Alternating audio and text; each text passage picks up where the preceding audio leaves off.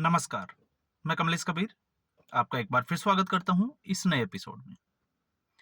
आज के इस एपिसोड में हम बात करेंगे अखिलेश यादव की रणनीति की। अखिलेश यादव अपने लोकसभा क्षेत्र कन्नौज के दौरे पर थे और जब कन्नौज के दौरे पर गए तो उन्होंने एक स्टेटमेंट दिया और स्टेटमेंट था कि जिनको दुर्गंध पसंद है वो गौशाला बनाए और जिनको सुगंध पसंद है वो इत्र पार्क बनाए। ये स्टेटमेंट की जरूरत क्यों पड़ी? ऐसा इसलिए क्योंकि कन्नौज आपको पता होगा इत्र नगरी के रूप में जाना जाता है पूरे भारतवर्ष में। इत्र बड़ा जो है वो फेमस है और अखिलेश यादव ने जब वो मुख्यमंत्री थे तब उन्होंने वहां पर इत्र पार्क की घोषणा की थी। तो अच्छी बात है, स्वागत होना चाहिए। अब चूंकि योगी आदित्यनाथ की सरकार है तो ऐसी स्थिति में, और योगी आदित्यनाथ गायों से या जानवरों से जो प्रेम है उनका, वो आप जो है वो लगातार देख सकते हैं जिस तरीके से वो गायों को गुड़ खिलाते हुए सहलाते हुए नजर आते हैं। तो दरअसल ये स्टेटमेंट नहीं, ये योगी आदित्यनाथ और हिंदुओं के ऊपर सीधे तौर से हमला था।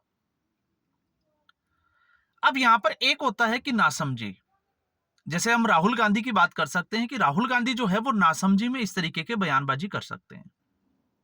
तो क्या अखिलेश यादव भी नासमझ है? तो मेरा मानना यह है और मेरा निजी आकलन यह कहता है कि नहीं, यह अखिलेश यादव की एक रणनीति का हिस्सा है। और रणनीति का हिस्सा क्यों है?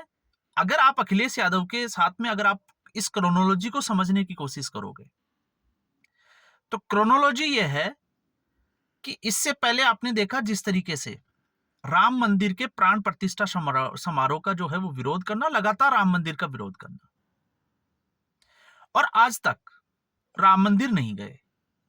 और जो अयोध्या जिस फैजाबाद सीट में आते हैं लोकसभा चुनाव में, आपको पता होगा अवध प्रसाद जो है वो वहां से चुनाव जीत गए थे। तो जिस तरीके से संसद के अंदर अवध प्रसाद सिंह को जो है वो साथ में बिठाते थे, सॉरी सिंह मैंने गलत लगा दिया, अवध प्रसाद को, और ये दिखाने की कोशिश करते थे कि हमने राम मंदिर बनाने वालों को हरा दिया। तो ये जो है वो एक मानसिकता है। इसके बाद में आपने देखा जिस तरीके से महाकुंभ को लेकर लगातार चर्चाओं का विषय बना रहा, लगातार योगी आदित्यनाथ और हिंदुओं की आस्था के साथ खेलते रहे। जबकि आपको यह भी समझना पड़ेगा, वही अखिलेश यादव जब उनके घर में एक धार्मिक अनुष्ठान होना था तब महाकुंभ के समय वो हरिद्वार गए थे और गंगा में स्नान करते हुए फोटो उन्होंने अपने जो है वो सोशल मीडिया प्लेटफॉर्म पे डाली थी और ये कहा था कि वहां जहां संगम है वहां भी गंगा है और यहां पे भी गंगा है, तो गंगा जो है वो कहीं भी नहीं जा सकती है। तो आप सोच के देखो कि शादी या किसी की मृत्यु होने पर जितने भी जो धार्मिक क्रियाक्रम या कार्यक्रम है वो सारे जो है वो अखिलेश यादव करते हैं, लेकिन फिर भी हिंदू धर्म के ऊपर हमला करते हैं। तो पहले आपको इसको समझना पड़ेगा कि ऐसा क्यों होता है। ऐसा इसलिए क्योंकि अखिलेश यादव ही नहीं, सभी राजनेताओं को यह पता है कि हिंदू जो है या सनातनी लोग जो है वो सहनशील होते हैं। अगर ये सहनशील नहीं होते तो 1000 साल तक मुसलमान जो है वो इसके ऊपर राज कैसे कर पाते? इतिहास गवाह है, मुसलमानों ने राज किया, मंदिर तोड़े गए, सब कुछ देखा। हिंदू धर्म के लोग अब जिस आराध्य को मानते हैं, एक है भगवान श्री राम और दूसरे हैं श्री कृष्ण। और हिंदू धर्म जो है उसका इतिहास ये कहता है कि वो अपने ही आराध्य के जहां जन्म स्थली है और उसके लिए जो है हम पौराणिक कथाओं की बात नहीं करते, हम ग्रंथों की बात करते हैं।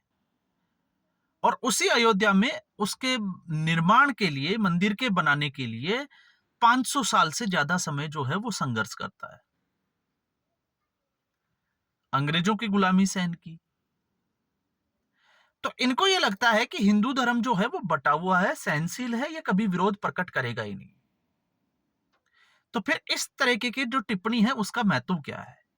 तो उसका महत्व यह है कि किसी भी तरीके से, मैं तो हर बार जो है वो हर वीडियो में कहता हूं कि अखिलेश यादव जो है वो मुसलमान सिंह यादव का डीएनए है। ये मुलायम सिंह यादव का डीएनए नहीं है, ये मुसलमान सिंह यादव का डीएनए है, एमवाई फैक्टर, मुस्लिम और यादव फैक्टर। और इस वक्त विपक्ष को लग रहा है कि सिर्फ और सिर्फ जो है वो मुस्लिम वोटों का ठेकेदार कैसे बनना है, क्योंकि अखिलेश यादव को पता है कि मुस्लिम वोटर जो है वो वापस धीरे धीरे अब जो है वो कांग्रेस की पार्टी की तरफ देख रहा है, जब से बहुजन समाज पार्टी जो है वो कमजोर हुई है उसके बाद से। और यही एक वजह थी कि बहुजन समाज पार्टी का कमजोर होना, मायावती का उत्तर प्रदेश में कमजोर होना, और अखिलेश यादव का कांग्रेस पार्टी का गठबंधन करना। अगर आप कांग्रेस पार्टी को हटा दो तो आप देखो कि अखिलेश यादव की स्थिति उत्तर प्रदेश में क्या होती है। तो ये बड़ी चालाकी के साथ एक गठबंधन किया गया था और फायदा भी जो है वो अखिलेश यादव को मिला। अब ये भी इसी तरीके का है। अब आप एक चीज सोच के देखिए कि हिंदू धर्म पर अपने आप को यादव कहने वाले और कृष्ण के वंशज कहने वाले क्या गाय की गौशाला के लिए इस तरीके की टिप्पणी कर सकते हैं कि दुर्गंध आती है? आप सोच के देखिए। क्या उनको अपने समाज के बारे में पता नहीं है? उनको यह नहीं पता कि इसकी प्रतिक्रिया क्या होने वाली है।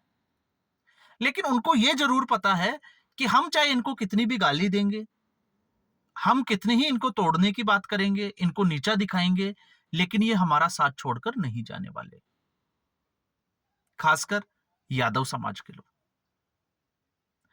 तो यादव और फिर बचता है इनका एम फैक्टर, मुस्लिम फैक्टर। तो किस तरीके से मुस्लिम फैक्टर को अपने साथ जोड़ के रखना है? तो मुसलमानों को खुश तो करना पड़ेगा। अब उस खुश करने की कैटेगरी में आप देखोगे जिस तरीके से संभल का, जहां भी दंगे होते हैं समाजवादी पार्टी जो है वो खड़ी दिखाई देती है मुसलमानों के साथ, क्योंकि उनको इतिहास पता है। हम लोग बहुत जल्दी जो है वो इतिहास के पन्नों को भूल जाते हैं। और अगर अखिलेश यादव को पता है तो अखिलेश यादव को क्या हलाला के बारे में पता नहीं है कि हलाला क्या होता है? तो क्या अखिलेश यादव इतनी हिम्मत रखते हैं कि वो हलाला के ऊपर कुछ बोल सके? बिल्कुल नहीं बोलेंगे। तो दुर्गंध जहां है वहां तो वो बिल्कुल नहीं बोलेंगे। और जहां बात आती है गौशाला की, तो भारत में जो है वो गाय को माता का रूप में मानते हैं।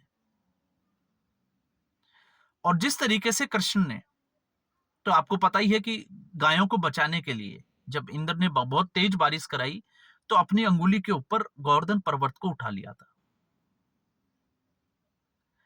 और उसी के वंशज अपने आप को अगर वो ये कहें कि हम हिंदू विरोधी हैं और बार बार जो है वो हिंदुओं को नीचा दिखाने की कोशिश करें, तो इसका मतलब आप समझ सकते हैं कि ये राजनीति से प्रेरित है।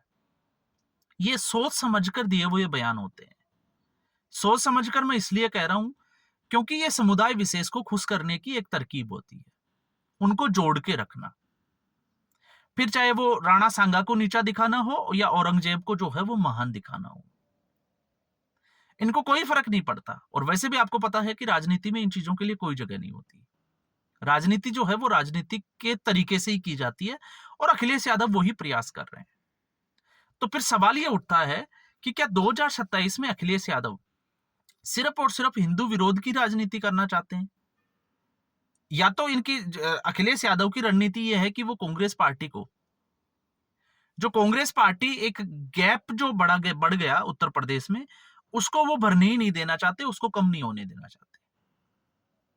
क्योंकि अगर अखिलेश यादव की पकड़ मुस्लिम समुदाय में कमजोर होगी तो कांग्रेस पार्टी मजबूत होगी, और कांग्रेस पार्टी मजबूत होगी तो फिर अखिलेश यादव का ग्राफ जो है वो और नीचे चला जाता है। तो फिर दूसरा सवाल यह भी है कि अखिलेश यादव को क्या यह नहीं पता कि योगी आदित्यनाथ का आगरा की जिस रैली से उन मुंह से यह निकला था बटोगे तो कटोगे, और उसके बाद में पूरे देश ने हरियाणा का विधानसभा चुनाव देखा, महाराष्ट्र का विधानसभा चुनाव देखा, और उसके बाद दिल्ली का विधानसभा चुनाव भी देखा।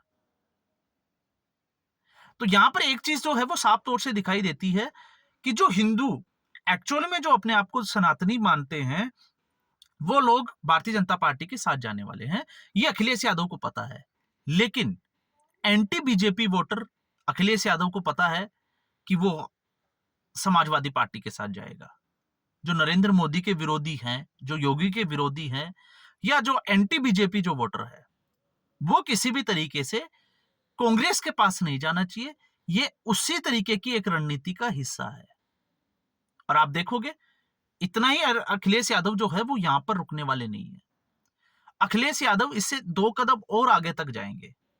अब ये हो सकता है अखिलेश यादव के लिए मुश्किलें भी खड़ी कर दें, क्योंकि योगी आदित्यनाथ को समझना मुझे लगता है कि अखिलेश यादव के बस की बात नहीं है। योगी आदित्यनाथ का इतने साल के बाद में भी अगर आप ग्राफ देखोगे तो ग्राफ जो है वो लगातार बढ़ता जा रहा है। और उस ग्राफ में सबसे शानदार अगर आप परिणाम जिसको हम देखते हैं, जिससे आकलन करना आसान हो जाता है, तो इस बार का महाकुंभ, जिस तरीके से 66 करोड़ के आसपास आबादी ने जो है वो उत्तर प्रदेश की धरती पर आकर स्नान किया, कुछ छोटी मोटी घटनाओं को देखकर, देखने के अलावा अगर आप उसको देखने की कोशिश करोगे नजरिया बदलकर, तो आपको लगेगा कि जब 200 से 400 लोगों को कंट्रोल करना मुश्किल हो जाता है, तो वहां पर 66 करोड़ लोगों ने उत्तर प्रदेश में आए, उन्होंने स्नान किया और वो वापस भी चले गए। और ऐसा नहीं है कि देश से ही, पूरी दुनिया भर से। तो ये अपने आप में जो है वो एक सफलतम आयोजन था। और ये एक दिखाता है कि योगी आदित्यनाथ का ग्राफ और योगी आदित्यनाथ के कमिटमेंट की वैल्यू कितनी है। और इससे जो है वो विपक्ष बिल्कुल डरा हुआ है। सारी पार्टियों के बीच में होड़ लगी हुई है कि हिंदू धर्म को किस तरीके से गाली दी जाए और मुस्लिम वोटर को जो है वो अपने साथ जोड़ा जाए। तो आज के एपिसोड में बस इतना ही। उम्मीद करूंगा वीडियो एपिसोड आपको पसंद आया होगा। वीडियो को लाइक करें, शेयर करें, चैनल जरूर सब्सक्राइब करें। धन्यवाद।